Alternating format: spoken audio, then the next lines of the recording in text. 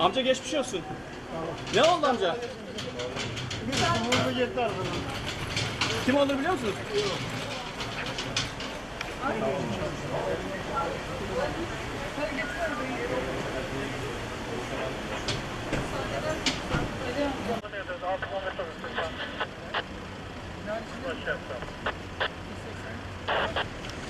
Yok.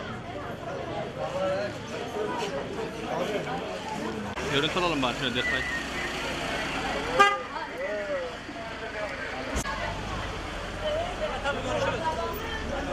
Ters yana gidiyor valla.